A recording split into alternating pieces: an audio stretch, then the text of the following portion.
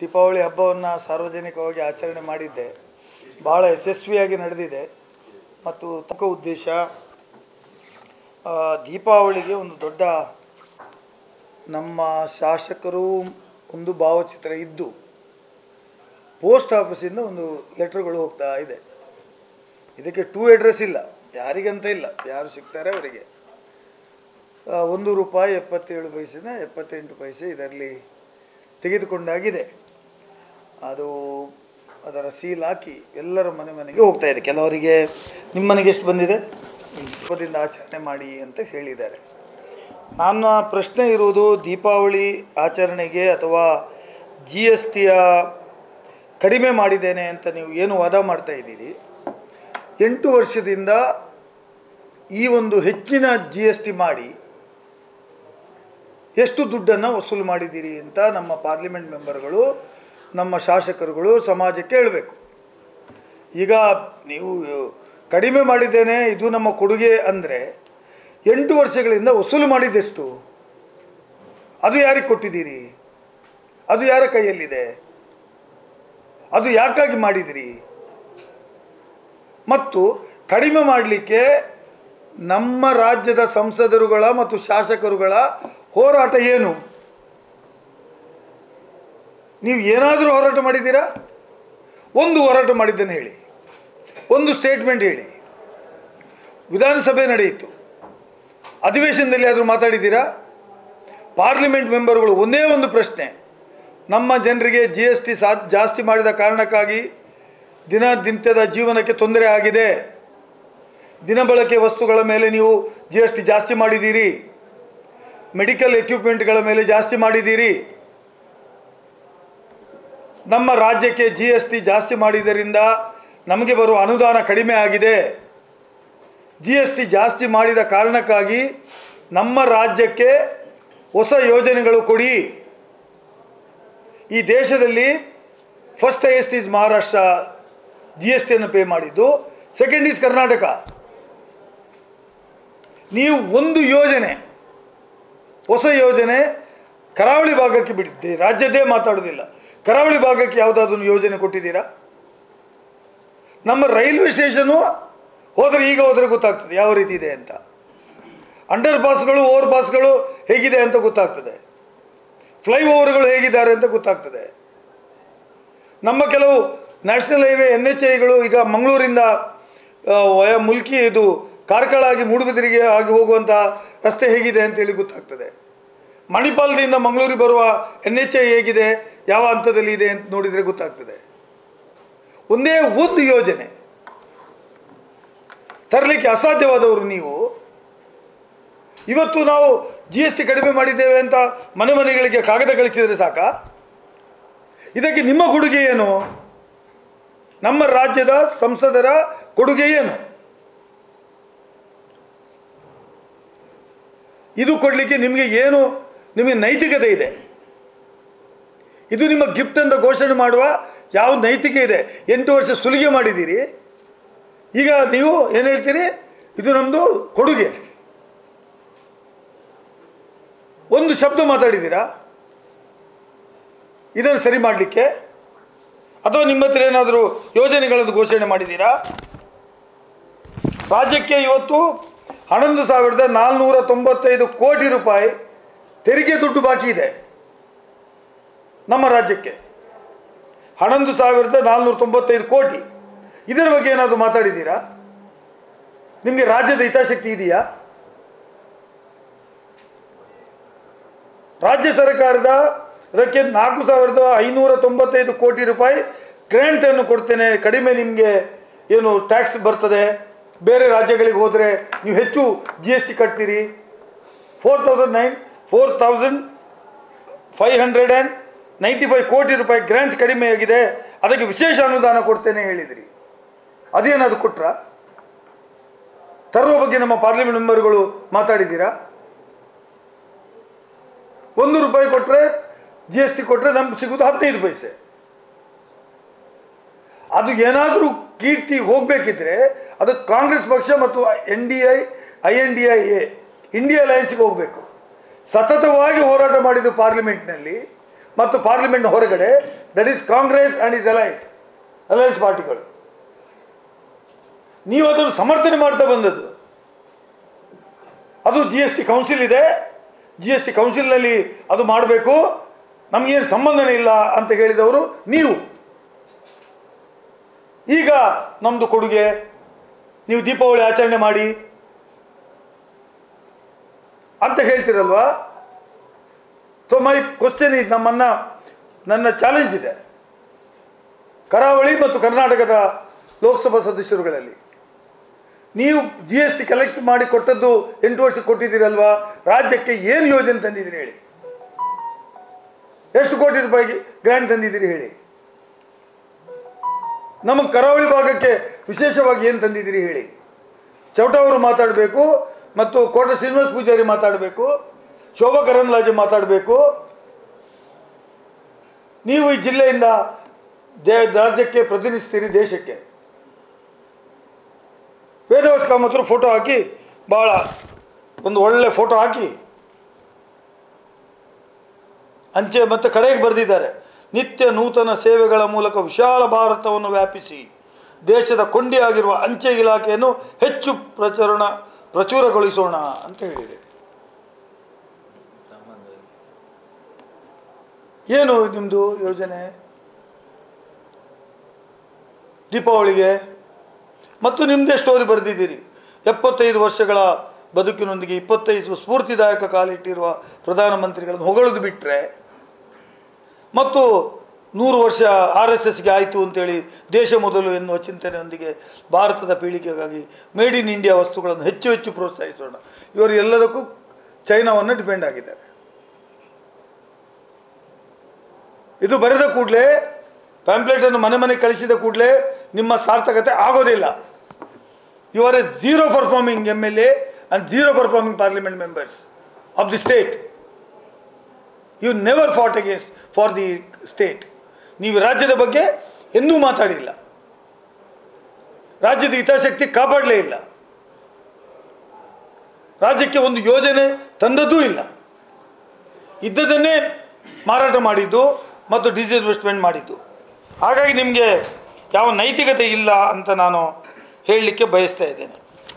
ನಿಮ್ಮ ಯಾವುದೇ ಯೋಜನೆಗಳು, ಯಾವುದೇ ಲೆಟರ್ಗಳಿಗೆ ಜನ ಸೊಪ್ಪು ಹಾಕೋದಿಲ್ಲ. ಈ ರಾಜ್ಯದ ಜನತೆಗೆ ಗೊತ್ತಿದೆ, GSTಯನ್ನು ತಂದ ಮೇಲೆ ಇವರು ಹಾಕಿದಂಥ 8 ವರ್ಷಗಳಲ್ಲಿ ವಸೂಲು ಮಾಡಿದಂಥ ಇದು ಏನಿದೆ, ಟ್ಯಾಕ್ಸ್ ಏನಿದೆ, ಅದನ್ನು ಹಿಂದೆ ಕೊಡಲಿಕ್ಕೆ ಏನಾದರೂ ಯೋಜನೆ ಮಾಡ್ತಾರಾ ಅಂತ ಸಂಸದರು ಮತ್ತು ಶಾಸಕರು ಉತ್ತರ ಕೊಡಬೇಕು. 8 ವರ್ಷ ಜಾಸ್ತಿ ವಸೂಲು ಮಾಡಿದ್ದೀರಲ್ವಾ, ಅದು ಎಲ್ಲಿಟ್ಟಿದ್ದೀರಿ? ಅದನ್ನು ಹಿಂದೆ ಕೊಡಲಿಕ್ಕೆ ಏನಾದರೂ ಅದರ ಬಗ್ಗೆ ಮಾತಾಡಿ ಅಂತ ನಾನು ಕೇಳಲಿಕ್ಕೆ ಬಯಸ್ತಾ ಇದ್ದೇನೆ. You collected so much of money. 8 ವರ್ಷದಲ್ಲಿ 40%, 30%, 28% ಕಲೆಕ್ಟ್ ಮಾಡಿದ್ದೀರಲ್ವಾ, ಅದು ಎಲ್ಲಿಟ್ಟಿದ್ದೀರಿ? ಅದರ ಅಕೌಂಟಬಿಲಿಟಿ ಕೊಡಿ, ವೈಟ್ ಪೇಪರ್ ಕೊಡಿ. ಈ ದೇಶದ ಪ್ರಧಾನಮಂತ್ರಿಯವ್ರನ್ನ ಹೊಗಳಿದರೆ ಸಾಲದು. ಐ ಆಮ್ ಕ್ವಶನಿಂಗ್ ನಾನು ವಿನಂತಿ ಮಾಡ್ತೇನೆ ದೇಶದ ಪ್ರಧಾನಮಂತ್ರಿಗಳ ಹತ್ರ ಅಥವಾ ದೇಶದ ಫೈನಾನ್ಸ್ ಮಿನಿಸ್ಟರ್ ಹತ್ರ, 8 ವರ್ಷದಲ್ಲಿ ಎಷ್ಟು GST ಜಾಸ್ತಿ ಕಲೆಕ್ಟ್ ಮಾಡಿರೋದ್ರ ಬಗ್ಗೆ ವೈಟ್ ಪೇಪರ್ ಕೊಡಿ, ಶ್ವೇತಪತ್ರ ಕೊಡಿ. Let the entire country know. ಈ ದೇಶದ ಪ್ರತಿಯೊಬ್ಬ ಪ್ರಜೆ ಕೂಡ ತಿಳ್ಕೊಳ್ಳಿ, ಎಷ್ಟು 8 ವರ್ಷದಲ್ಲಿ ಜಾಸ್ತಿ ಕಲೆಕ್ಟ್ ಮಾಡಿದ್ದೀರಿ ಮತ್ತು ಯಾವ ಯಾವ ರಾಜ್ಯಗಳಿಗೆ ಎಷ್ಟೆಷ್ಟು ಕೊಟ್ಟಿದ್ದೀರಿ. ಅವರ ಶೇರ್ ಕೊಡಬೇಕಿತ್ತಲ್ಲ. ಯಾವ ರಾಜ್ಯದಲ್ಲಿ ಜಾಸ್ತಿ ಕಲೆಕ್ಷನ್ ಆಗಿದೆ ಅವ್ರಿಗೆ ಎಷ್ಟು ಕೊಟ್ಟಿದ್ದೀರಿ, ಕಲೆಕ್ಷನ್ ಆಗದ ರಾಜ್ಯಗಳಿಗೆ ಎಷ್ಟು ಕೊಟ್ಟಿದ್ದೀರಿ ಅಂತೇಳಿದು ಲೆಕ್ಕ ಕೊಡುವುದು ನಿಮ್ಮ ಜವಾಬ್ದಾರಿ ಇದೆ. ನೀವು ಆ ಜವಾಬ್ದಾರಿಯಿಂದ ನುಣುಚಿಕೊಳ್ಳಿಕ್ಕೆ ಆಗೋದಿಲ್ಲ. ಮತ್ತು ಇದರ ಕೀರ್ತಿ ಏನಾದರೂ ಹೋಗಬೇಕಿದ್ರೆ ಕಡಿಮೆ ಮಾಡಿದ್ದು that is for the INDI, India ಅಲಯನ್ಸ್ಗೆ ಹೋಗಬೇಕೆ ಹೊರತು BJPಗೆ ಅಲ್ಲ. ಅವ್ರು ನೀವು ಮಾಡೋದು ಹೌದು ಅಂತಾದರೆ why you have taken 8 years?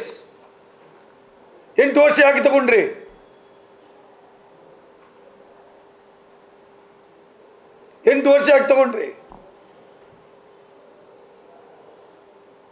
ರಾಜ್ಯದ ಮುಖ್ಯಮಂತ್ರಿ ಬಗ್ಗೆ ನಿನ್ನೆ ನಾನು ನೋಡಿದೆ, ಇಲ್ಲಿ ಸಂಸದರು ಭಾಳ ಲಘುವಾಗಿ ಮಾತಾಡಿದ್ದಾರೆ. ಕೈಯಲ್ಲಾದವನು ಏನೋ ಬರಚಿದಂತೆ, ಮೈ ಬರಚಿದಂತೆ ಅಂತ. ಈ ರಾಜ್ಯದ ಇವತ್ತು ಆರ್ಥಿಕತೆಗೆ ಏನಾದರೂ ಬೆಂಬಲ ಕೊಟ್ಟಿದ್ರೆ, ಜನರ ಆರ್ಥಿಕ ವ್ಯವಸ್ಥೆ ಸುಧಾರಣೆ ಮಾಡಿದ್ದಿದ್ರೆ ಅದು ಕರ್ನಾಟಕ ರಾಜ್ಯದ ಮುಖ್ಯಮಂತ್ರಿಗಳಾದ ಸಿದ್ದರಾಮಯ್ಯನವರು. ನಾವು ಕೊಟ್ಟ ಮಾತಿನಂತೆ ನಡೆದಿದ್ದೇವೆ. ಏನು ಯೋಜನೆ ಜಾರಿಗೆ ತರ್ತೇವೆ ಹೇಳಿದ್ದೇವೆ, ತಂದಿದ್ದೇವೆ. ನಿಮ್ದೇನು ಕೊಡುಗೆ? ಒಂದು ಯೋಜನೆ ಹೇಳಿರಿ. ರೈಲ್ವೆ ಹೋದರೆ ಸೋರ್ತದೆ. ರೈಲ್ವೆ ಬ್ರಿಡ್ಜ್ ಅಂಡರಲ್ಲಿ ದೋಣಿ ತೆಗೆದುಕೊಂಡು ಹೋಗಬೇಕು. ಅಂಡರ್ ಬ್ರಿಡ್ಜ್ಗಳು ಮಾಡಲಿಕ್ಕೆ 5 ವರ್ಷ. ನ್ಯಾಷನಲ್ ಹೈವೇಗಳಲ್ಲಿ ಜನ ಸಾಯ್ತಾ ಇದ್ದಾರೆ ಬಿದ್ದು. ಯಾವ ಹೈವೇದು ಒಂದು ಪೈಸೆ ಕೆಲಸ ಆಗಿಲ್ಲ.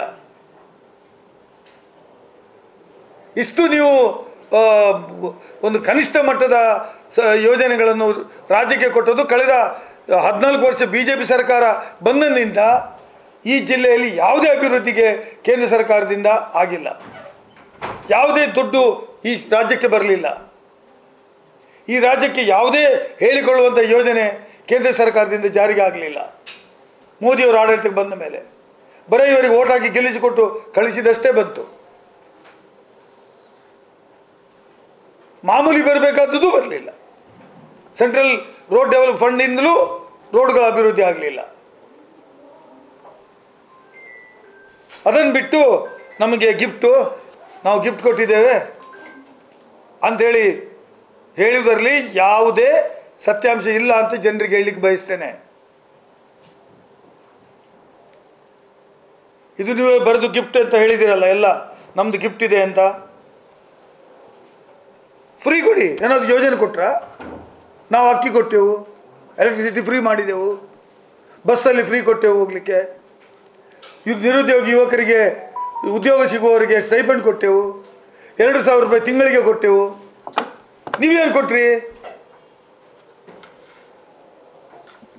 GST ವಸೂಲು ಮಾಡೋದು ಬೇರೆ, ಮತ್ತು ಗಿಫ್ಟ್ ಅಂತ ಹೇಳಿ ಅದರಲ್ಲಿ ಪ್ರಚಾರ ತಗೊಂಡು ರಾಜಕೀಯವಾಗಿ ಲಾಭ ಪಡೆಯಲಿಕ್ಕೆ ಪ್ರಯತ್ನ ಮಾಡ್ತಾ ಇದ್ದೀರಿ.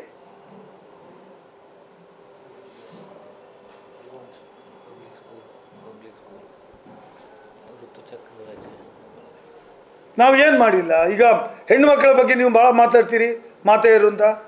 ನಾವು ಬಸ್ಸಲ್ಲಿ ಫ್ರೀ ಕೊಟ್ಟೆವು, ಮತ್ತು ಅವರಿಗೆ ಮೊನ್ನೆ 10 ರಜೆಗಳು, 12 ವರ್ಷಕ್ಕೆ 12 ರಜೆಗಳು ಕೊಟ್ಟೆವು.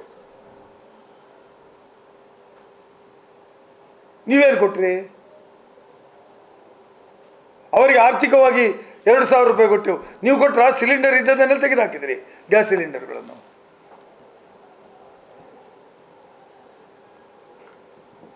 ಸೊ ಶೂನ್ಯ ಅಭಿವೃದ್ಧಿ ಕೇಂದ್ರ ಸರ್ಕಾರದ್ದು ಈ ದೇಶಕ್ಕೆ, ಈ ರಾಜ್ಯಕ್ಕೆ ಸಂಬಂಧಪಟ್ಟಾಗಿ. ರಾಜ್ಯವನ್ನು ಟೋಟಲ್ ಆಗಿ ಮಲತಾಯಿ ಧೋರಣೆಯನ್ನು ಮಾಡಿದ್ದೀರಿ. ಒಬ್ಬ ಶಾಸಕ ಪಾರ್ಲಿಮೆಂಟ್ ಮೆಂಬರ್ ರೂಲಿಂಗ್ ಪಾರ್ಟಿಯವರು ಬಾಯಿ ಬಿಟ್ಟು ರಾಜ್ಯದ ಅಭಿವೃದ್ಧಿ ಬಗ್ಗೆ ಮಾತಾಡಿಲ್ಲ.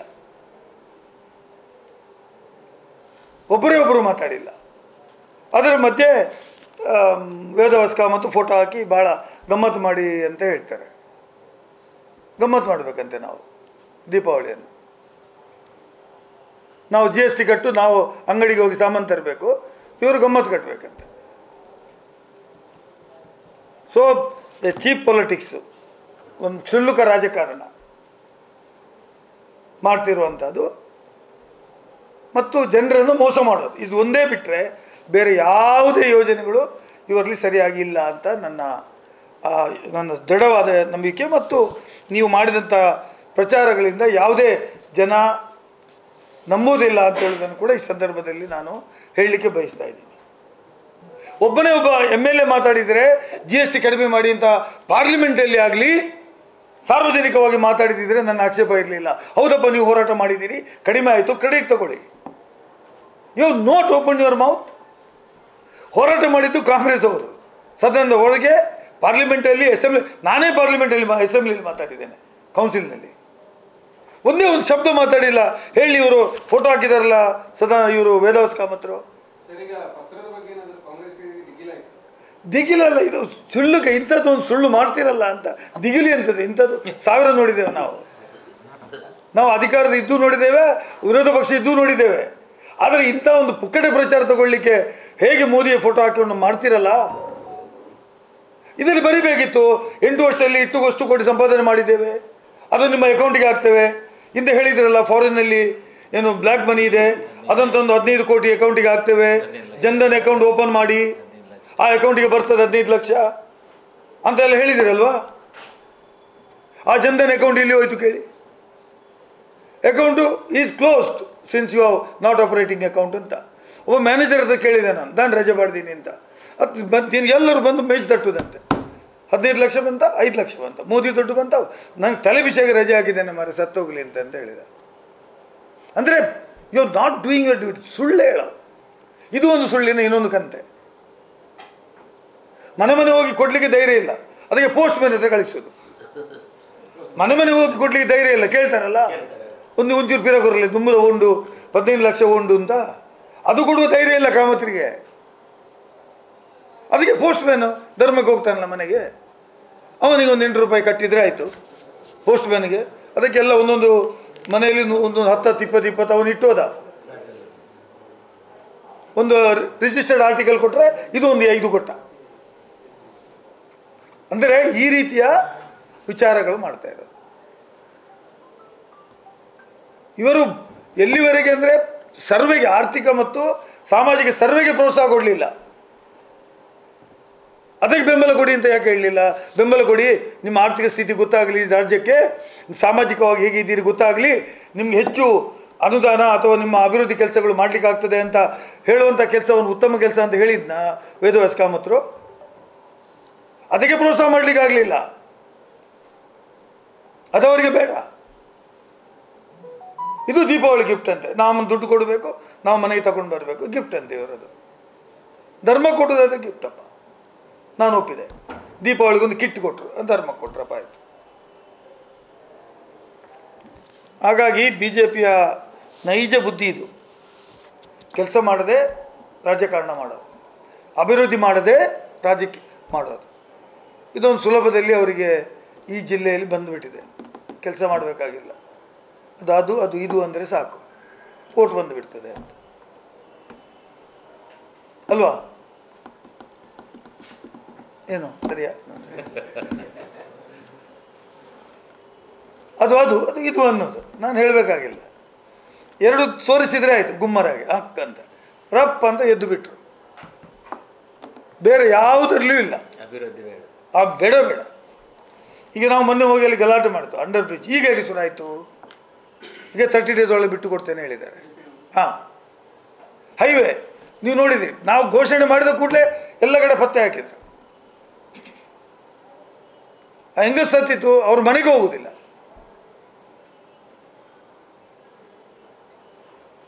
ಅಂದರೆ ಅಭಿವೃದ್ಧಿಯಲ್ಲಿ ಯಾವ ಪೊಲಿಟಿಕಲ್ ಲೀಡರ್ಸ್ BJP ಅವರಿಗೆ ರಾಜಕೀಯ ಇಚ್ಛಾಶಕ್ತಿ ಇಲ್ಲವೇ ಇಲ್ಲ. ಇದನ್ನು ಬರೆಯುವ ಬದಲು GST ಜಾಸ್ತಿ ಇದ್ದಾಗ 8 ವರ್ಷದ್ದು ನಾವು ಇಷ್ಟು ಕಲೆಕ್ಟ್ ಮಾಡಿದ್ದೇವೆ, ನಾವು ನಿಮಗೆ ಇಷ್ಟು ಯೋಜನೆಗಳನ್ನು ಕೊಡ್ತೇವೆ, ಒಂದೇ ಒಂದು ಯೋಜನೆ ಹೇಳಿ ಅವರು ಕೇಂದ್ರ ಸರ್ಕಾರದ. ಇದು ನನ್ನ ಸವಾಲು, ನೀವು ಟೈಟಾಗಿ ಬರೀರಿ. ಇದರ ಮೇಲೆ ಮುಂದೆ ಬರ್ತದೆ ನೋಡುವ. ನಾವು ಮಾತಾಡಿದ್ದು ಜೋರು ಮಾಡಿದ್ದು ಎಲ್ಲ ಬಂದಿದೆ, ಆಗಿದೆ. ಒಂದು ಏನಾದ್ರು ದೊಡ್ಡ ಯೋಜನೆ, ಏರ್ಫೋರ್ಸ್ ಅಂತದು, ಮಕ್ಕಳಿಗೆ ಉದ್ಯೋಗ ಸಿಗುವುದು, ಅಥವಾ ಸೆಂಟ್ರಲ್ ಏನಾದ್ರು IT ಇಂಡಸ್ಟ್ರೀಸು ಅಂಥದ್ದೆಲ್ಲ ಬರ್ತದೆ ನೋಡುವ. HAL ಅಂತದು ಇಲ್ಲಿ ಬರ್ತದೆ ನೋಡುವ. ಕೊಡುವ ಮನಸ್ಸು ಬೇಕು ತಾನೆ. ಈಗ ನೀವು ಟ್ಯಾಕ್ಸನ್ನು ವಸೂಲು ಮಾಡಿದಿರಿ, ನಮ್ಮ ಜಿಲ್ಲೆಗೆ ಏನಾದ್ರು ತಂದ್ರ? Whether you brought any programs? ನಾನು ತನ್ನಿ ಅಂತ ಹೇಳೋದು ಇವರ ಹತ್ರ. ಮತ್ತು ಕರ್ನಾಟಕದ ಇಷ್ಟು ದುಡ್ಡು ಬಾಕಿ ಇದೆ, ಅದನ್ನು ಕೊಡಿ ಅಂತ ಹೇಳಿದ್ದೀರಾ. You should have a state interest ಅಂತ ನಾನು ಹೇಳೋದು, ನಿಮ್ಮ ಜಿಲ್ಲೆ ಇಂಟ್ರೆಸ್ಟ್ ಇರಬೇಕು ಅಂತ ನಾನು ಹೇಳೋದು ಪಾರ್ಲಿಮೆಂಟ್ ಮೆಂಬರಿಗೆ. ಎಸ್ ಮಾಡಿದ್ದೀನಿ, ಅದನ್ನೇ ಮಾಡೋದು ನಾನೀಗ. ಇವರು ಸಿಗಿದ ಬಗ್ಗೆ ಮೈ ಪರಿಚಬೇಡಿ ಕೈ ಪರಿಚಬೇಡಿ ಅಂದರೆ ಹೇಗಿದ್ದು ಹೌದು. ಇವ್ರು ಏನಾದ್ರು ಒಬ್ಬರಾದ್ರು ಮಾತಾಡಿದಾರ GST ಕಡಿಮೆ ಮಾಡಿ ಅಂತ? ಆಲ್ವೇ ರಾಹುಲ್ ಗಾಂಧಿ ಅವರು ಮಾತಾಡಿದ್ದು, ಅಥವಾ ಕಾಂಗ್ರೆಸ್ ಪಕ್ಷ INDA ಮಾತಾಡಿದ್ದು. ಒಬ್ಬ ಮೆಂಬರಿಗೆ ಎದ್ದು ನಿಂತುಕೊಂಡು ಮೋದಿ ಅದರಲ್ಲಿ ಮಾತಾಡುವ ಶಕ್ತಿ ಇಲ್ಲ. ಅಂಥ ದುರ್ಬಲ MP ನಮ್ಗೆ ಯಾಕೆ ಬೇಕು?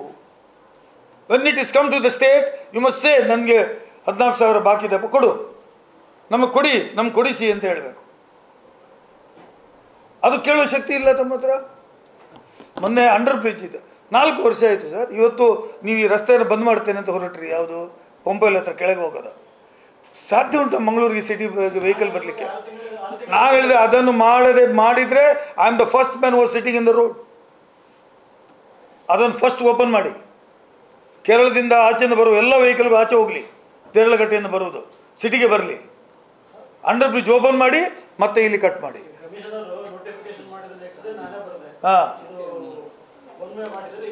ಹಾಂ ಗತಿ ಏನು ಅಂತ ಐ ರೆಡ್ ದ್ಯಾಟ್. ನಾನು ನಿಮ್ಮದು ನೋಡಿಯೇ ಕಲ್ತದ್ದು, ನನ್ನ ಗಮನಕ್ಕೂ ಅದೇ ಬಂದದ್ದು. ನಾನು ನೆಕ್ಸ್ಟ್ ಡೇ ನನಗೆ ಪೇಪರವ್ರಿಗೆ ಫೋನ್ ಮಾಡಿದ್ದೆ ಅದನ್ನು ಹೇಳಿ ಅಂತ. ನಾನು ಕಮಿಷನರ್ಗೆ ಇಮಿಡಿಯೇಟ್ ಹೇಳಿದೆ, ಸರ್ ಇಟ್ಸ್ ನಾಟ್. ನಿನ್ನೆ DCP ಕರೆದು ಹೇಳಿದೆ ಟ್ರಾಫಿಕ್, ಇಲ್ಲ ಸರ್ ಖಂಡಿತ ಮಾಡೋದಿಲ್ಲ, ಅದು ಓಪನ್ ಮಾಡಿದ ಮೇಲೆ.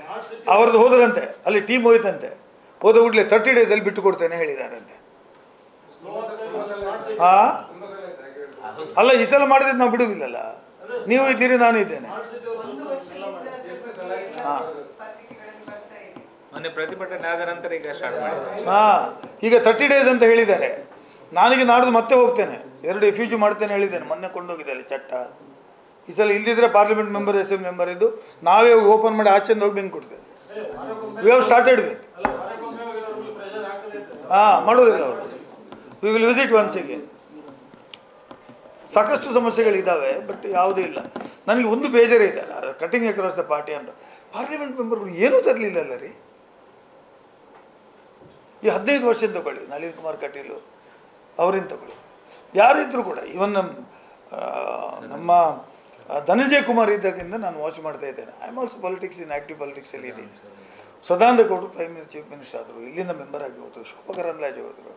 ಯು ಸೇ ಒಂದು ಪ್ರಾಜೆಕ್ಟ್ ತೋರಿಸಿ ನೀವು. ಯಾಕೆದು ನಮ್ಮ ರೈಲ್ವೆ ಸ್ಟೇಷನ್ಗೆ ಹೋಗಿ ಒಂದು ವಿಸಿಟ್ ಮಾಡಿಸಿ, ಯಾರ ಹತ್ರ ಕಳಿಸಿ ಕೇಳಿ, ಸೋರ್ತದೆ. ಅದಕ್ಕೊಂದು 25 ಕೋಟಿ ತಂದು ಅದನ್ನೊಂದು ಮಾಡಿ ಯಾರ್ದೋ ಒಂದು ದೊಡ್ಡ ಹೆಸರಿಟ್ಟು ಮಾಡ್ಲಿಕ್ಕೆ ಬರಲಿಲ್ಲ. ಜಾರ್ಜ್ ಫರ್ನಾಂಡಿಸ್ ಅಂತವರನ್ನು ಪೂಜೆ ಮಾಡ್ತಾರೆ ಇವರು. ಅವ್ರು ಕೊಟ್ಟರು, ಆ ಕೊಟ್ಟರು, ಈ ಕೊಟ್ಟರು ಅಂತ. ಅತ್ತೆ, ಇದು ನನ್ನ ಬರ್ಡೇ ಗಿಫ್ಟ್. ಇದೆಲ್ಲ ಜೀವನದಲ್ಲಿ ನನಗೋಸ್ಕರ ತಗೊಂಡ್ಬಂದಿದ್ದಾರೆ. ನಿನ್ ಮೇಲೆ ತುಂಬಾ ಚೆನ್ನಾಗಿ ಕಾಣುತ್ತೆ. ಇದು ತುಂಬಾ ಚೆನ್ನಾಗಿದೆ ಅಲ್ವಾ? ತುಂಬಾ ಚೆನ್ನಾಗಿದೆ.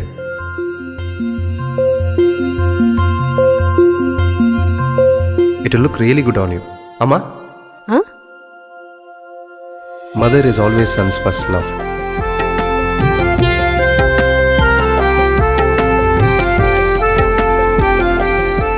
ಪ್ರತಿ ಪೀಳಿಗೆಯ ಪ್ರೀತಿಯ ಮಳಿಗೆ GL ಆಚಾರ್ಯ ಜುವೆಲ್ಲರ್ಸ್. ಸುದ್ದಿ ಚಾನಲ್, ಕ್ಷಣ ಕ್ಷಣದ ಸುದ್ದಿಗಾಗಿ.